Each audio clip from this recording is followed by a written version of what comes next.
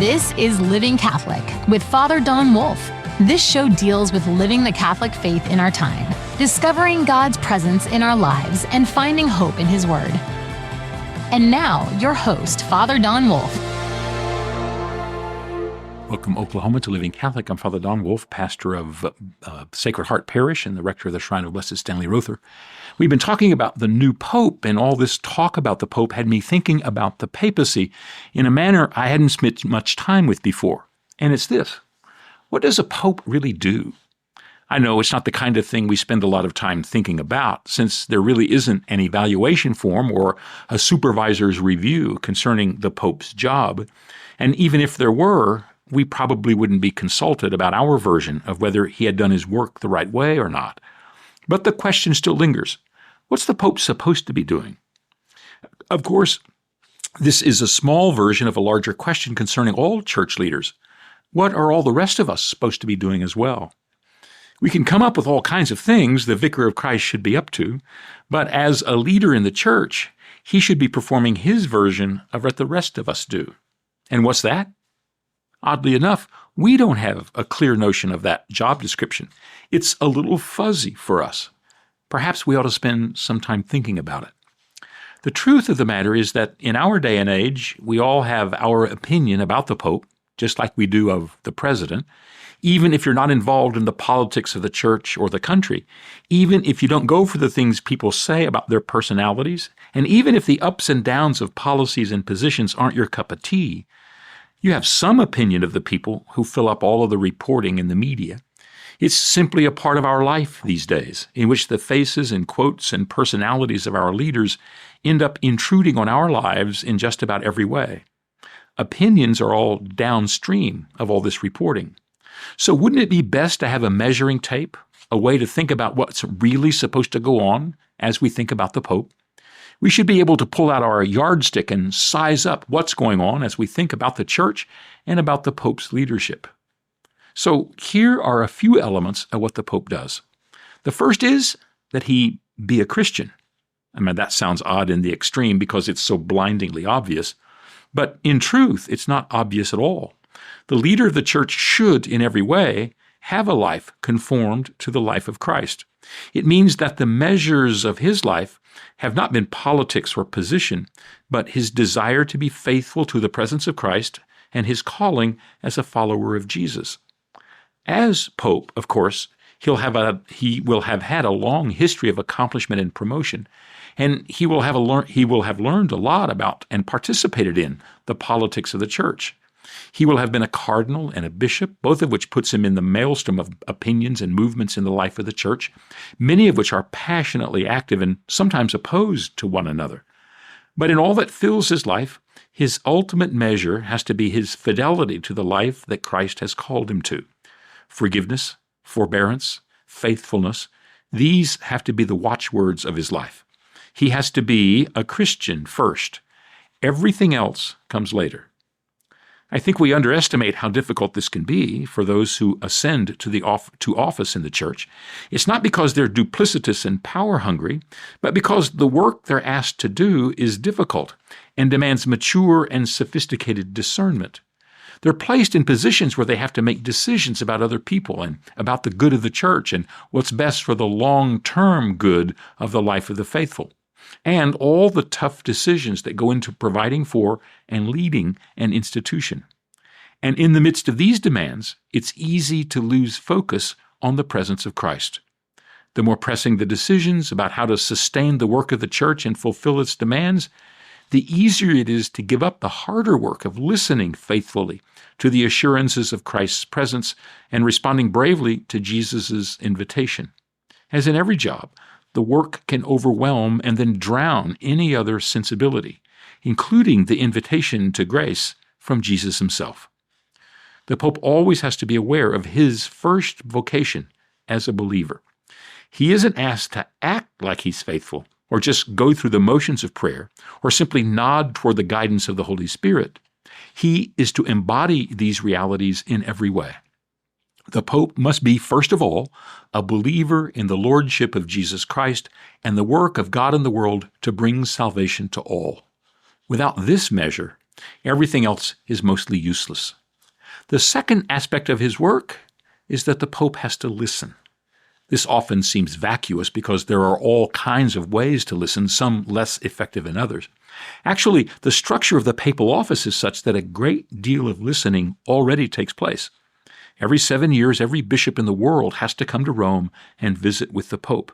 And in preparation for this visit, they have to prepare a thorough report about every aspect of their diocese, all the statistics about their resources and services and people. And while this can be numbing in their completeness, they do give a sense of what's going on in their part of the world. And the Pope listens to this, reviews their reports, and spends time with them talking about their work and their plans. And no doubt he has the chance to challenge them about what they're not doing. And all of this is vital to the life of the Church, of course. The bishops have to be accountable for what they're doing and what's going on in their dioceses. And without some sort of reporting, there'd be no way to keep track of what's happening or not happening throughout the Church. The Pope has to be intimately involved with these things. But more important than listening, he has to be able to place what he hears into context. The people of the Church have to know that they're being heard and that what they experience is part of the life of the whole Church as one, not simply an eruption of the life of faith or an interruption in the work of the Spirit in their time and place. He has to hear what's going on, and he has to be able to understand it for what it is. That isn't very easy. The world is a big place, and the life of the faith is intricate and complicated. It's never enough simply to be content that Mass is being celebrated and people are being served.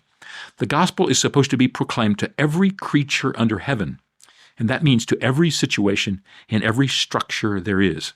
The notion of creature is all created things, which includes things like the tax code or financial arrangements, the military, universities, healthcare procedures, the way men and women get along, legislatures, and all of the other organizations and arrangements making up our world.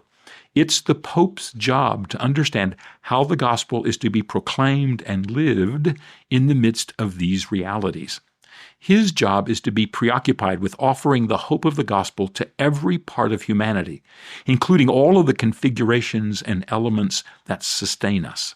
The papacy is to ensure we have hope in Christ in the midst of every part of our lives. It's a hard job, one in which he is constantly challenged to understand what's really going on and what are the true needs of the people of the Church. The third thing is related to the second. The Pope has to be able continually to tell the story of the gospel and the people of faith. We're written into the work of God in the world. As St. Augustine said, we belong to the Church of Adam, in that God's will has been unfolding among us in the entire history of humanity, and we are the product of this power in our day and time. What's going on with us is the work of God in the world. From age to age, God's initiative can look different and have its unique characteristics, but it's all part of the work of God from the beginning. The Pope is to be able to ensure our understanding of the Lord's story in our place and time. The easiest thing in the world, of course, is to look back at the previous generation or the previous 100 years or the last millennium and decide that things are worse off than they used to be. In our parents' age, people were more faithful. In our grandparents' day, people believed with greater fervor. In our great-grandparents' time, their neighbors wanted to build the church, and they often sacrificed to the extreme to see it happen, and on, with examples that go all the way back to Saints Peter and Paul. But that's not telling a story, it's simply recounting comments. The story of the life of the Church is the power of God at work in our time to animate and empower us to understand and to complete the work He's given us. We can do this only if we know we're part of all who've come before us. The Pope weaves the life of the Church out of the strands of the past to form the fabric of today. When we know we're part of the story, we have the courage to change what needs to be changed and to preserve what's vital for our continuation. The story of the life of the faith, as it goes forward, lets us know where we are and how we form ourselves to be the presence of God at work. For example, all over the world, the Church faces the prospect of new languages and new peoples, filling the pews in places that had once been settled in composition and understanding. Pastors everywhere struggle to minister to their people and that now includes those whose cultures and experiences are strangers among them. But to know that this is the story of the gospel from the opening pages of the Acts of the Apostles and has been a living element of the history of the church in every age, that allows all of us to bring out the life of the church and to bring out of it a powerful hope and a comforting assurance. Knowing that we've done this before allows us to celebrate in hopefulness and joy, rather than to stew in our failures or to be trapped in our despond. When St. Augustine, for example, listed the challenges of his diocese in the 5th century as he lay dying, he wrote of his need for new buildings, better catechists, priests who spoke the language of the people, and additional money for his projects. His list was responsive to the arrival of the mountain peoples who were streaming into the church and disrupted the normal and the everyday that he was used to.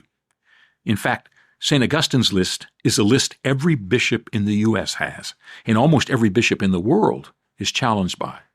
Knowing it's part of the story of the church in every age is to know that the work of the Spirit continues to be alive and present in our age. The Pope must be able to tell us the story of ourselves so that we can hear and understand all of this in our midst. Without a story, we wither. His work is to keep us vital and strong. The fourth aspect of his work is to establish the vision, the ideal that brings us forward. As it says in Proverbs, that without a vision, the people perish, and so it is. This is very much tied to the previous aspect of the Pope's responsibilities, but it is the additional work of extending our story toward that which may not be obvious to us. He has to be able to look over the horizon and invite us to march toward that which remains hazy and uncertain to us. In fact, the Pope may not be perfectly clear about the vision he has. It may be unclear for him, but he knows that it's there, and it lies in front of us to be clarified as we come closer. He has to provide us with the reason for going forward. And it is forward, into the unknown, that we go. The easiest thing in the world is to grasp the past and to be fearful of what lies ahead. Mostly, we don't obsess about the past as if we could recreate it somehow. We're too smart for that. At least most of us are. But what we do is to look at the past, the last bit of the past, and then lay out a yardstick to measure it, and then flip the yardstick into the future.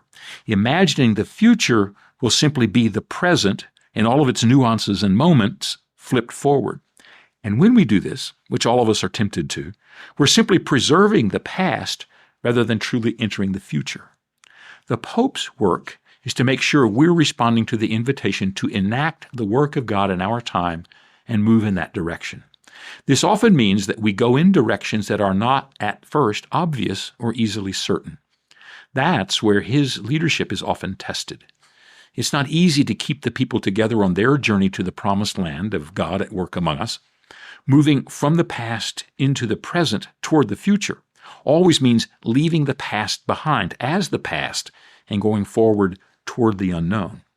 We don't destroy the past or throw it away, but we do treat it as past, as our point of origin, not as our destination or our purpose.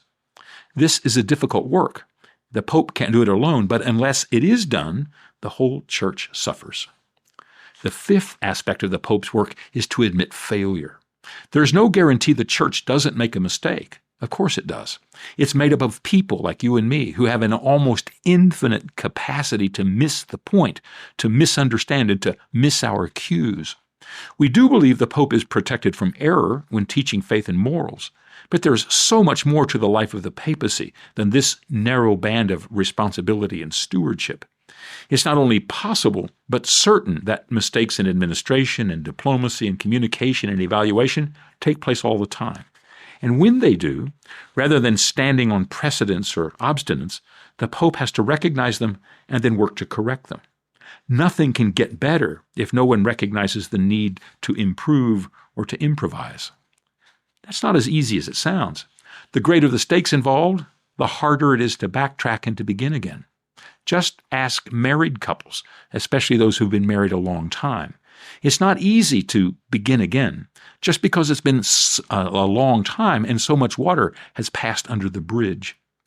But in the end, especially with regard to the life of the church, failing to recognize what's not working so that something new can begin is the greatest failing of all.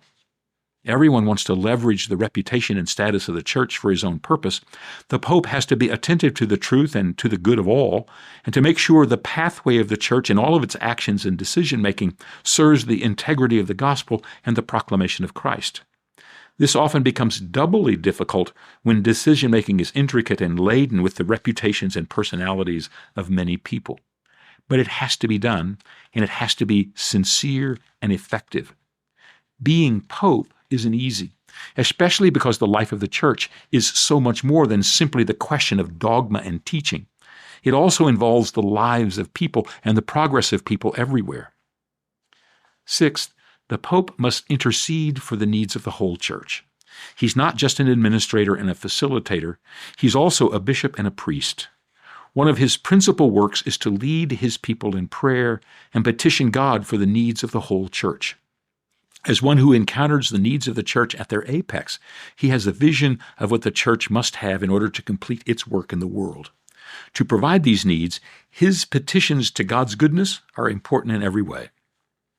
At the end of the 19th century, as the Pope spoke out against the exploitation of working men and prayed for the integrity of human work and the nobility of the person in the face of the inhumanity of business and industry.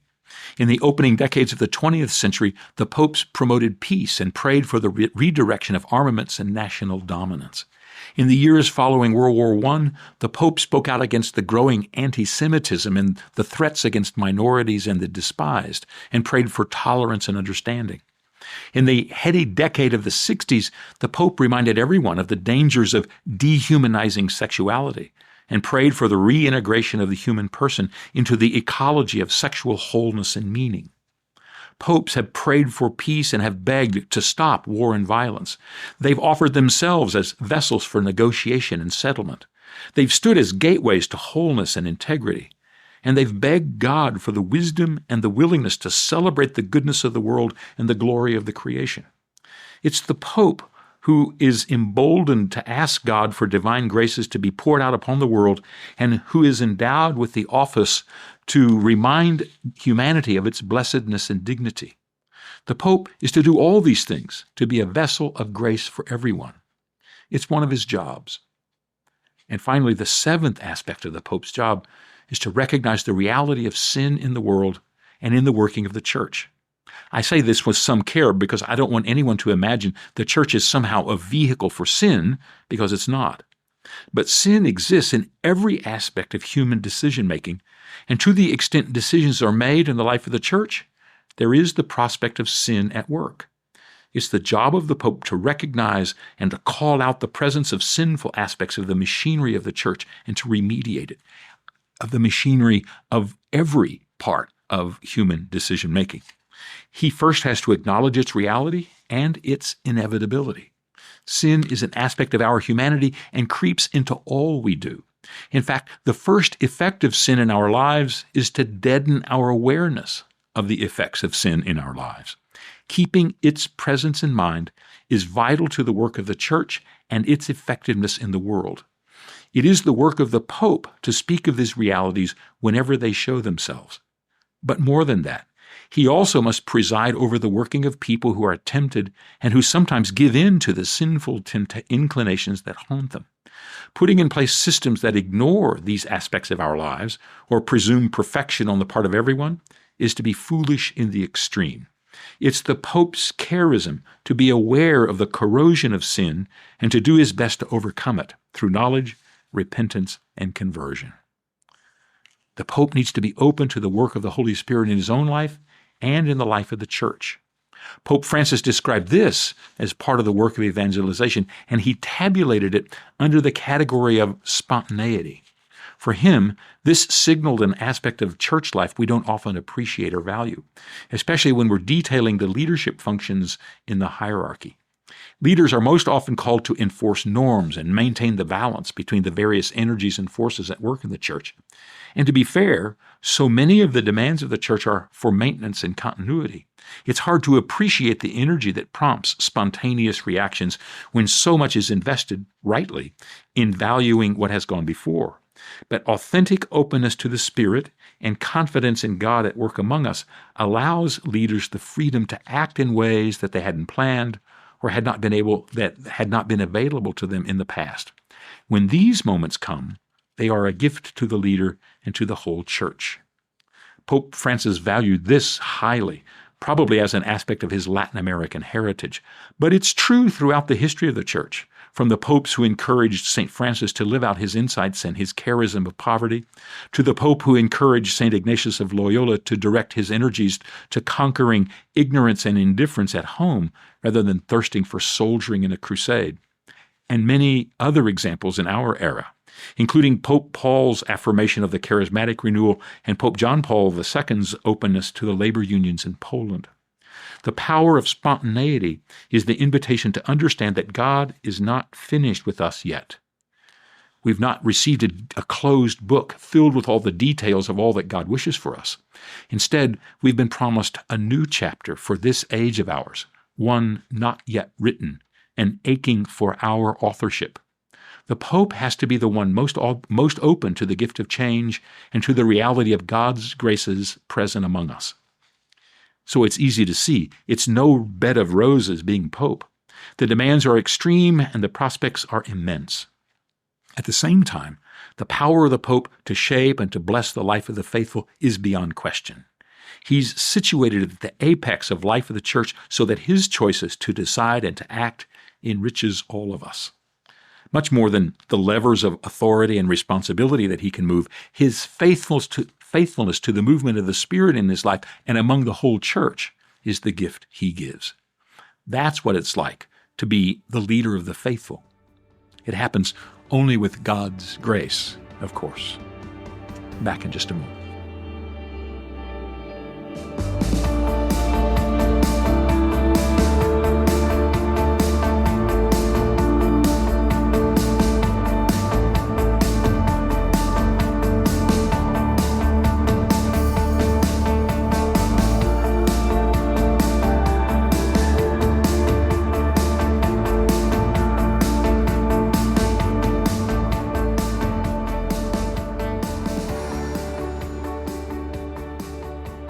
Welcome back to our final segment, Faith in Verse. We have a poem today called Now, This Moment.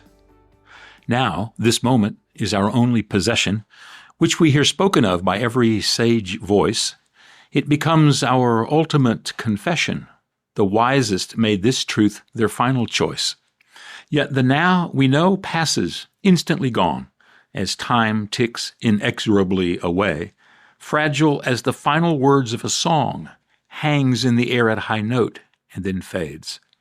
And then, in the moment that becomes past, uncapturable for us again, but not free, we are not imprisoned by what does not last, but are held fast by its connectivity. We need not be bothered by such abstractions. Truths such as this are not our mere measure, other than to claim we are God in action, and are now, then, only for His good pleasure. That's now, this moment.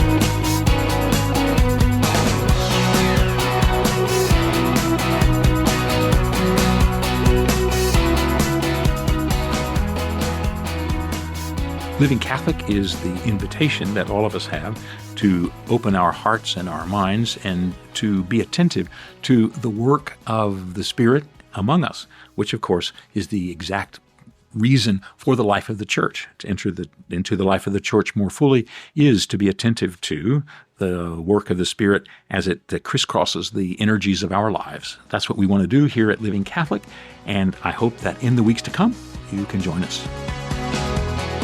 Living Catholic is a production of the Archdiocese of Oklahoma City for Oklahoma Catholic Radio.